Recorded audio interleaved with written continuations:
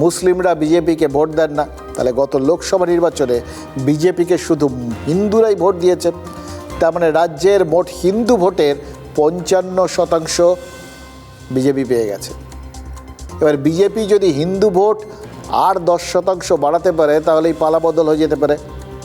এই হিসেবটা মাথায় ঢোকার পরেই কিন্তু রাজনৈতিক বিশ্লেষকরা বলতে শুরু করেছেন যে হিন্দু ভোট জমাট বাঁধা আটকাতেই জগন্নাথ মন্দির, মহাকাল মন্দির তৈরি করা হচ্ছে।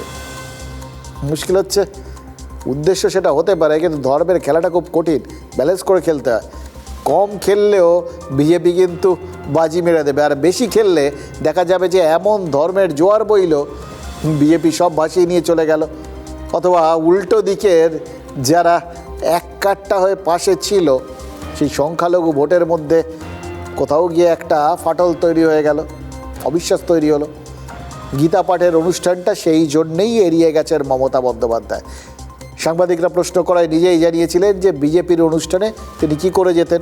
এটাকে বিজেপির অনুষ্ঠান বলে দেখে দিলে তার ওখানে না যাওয়ার কথাটা ব্যাখ্যা করাটা সহজ হয়, এটা ঘটনা। এবার মজার ব্যাপার হচ্ছে, সংখ্যালঘু ভোট পেতে বিজেপি বিরোধীরা টানা হিন্দুত্ববাদী রাজনীতিকে আক্রমণ করে গেছেন।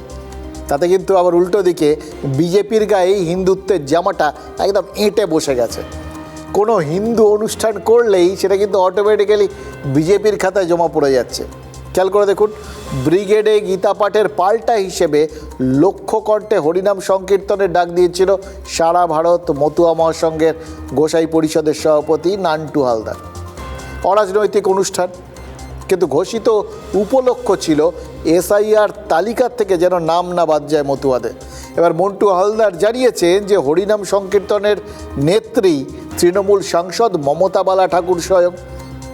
কিন্তু ঘোষণার পর নিজেই বিপদে পড়ে গেছেন, তাকে বহিষ্কারের ঘোষণা করেছেন মমতা বালা ঠাকুর। নান্টু হালদার মমতা বালাকে হরিনাম সংকীর্তনের উদ্যোক্তা বলেছিলেন, আর মমতা বালা দাবি করছেন কাউকে কিছু না বলে নান্টু হালদার নিজেই কথা করে বলে দিয়েছেন। বোঝো ঠেলা, হরিনাম সংকীর্তনে বিজেপিরই শেষ পর্যন্ত সুবিধা হয়ে যেতে পারে, এটা ধরে নিয়েই কি পিছিয়ে আসা হলো, নাকি নান্টু হালদার অন্যের হাতে তামাক খেয়ে এই উদ্যোগ নিয়েছিলেন? সব সম্ভব রাজনীতিতে, কিন্তু কোনটা ঠিক সেটা জানা যাবে না। তবে ধর্মের খেলাটা যে বেশ কঠিন এবং প্রতি মুহূর্তেই হিসেব যে চলতেই থাকবে, এবং আলটিমেটলি এটাই বোঝা যাবে যে ধর্মের খেলা খেলতে যাওয়া মানেই বাঘের পিঠে চাপা, সেটা কি রাজনৈতিক নেতারা টের পাচ্ছেন না? এটাই হচ্ছে মাঝে মধ্যে আমাদের মজা পাওয়ার সময়।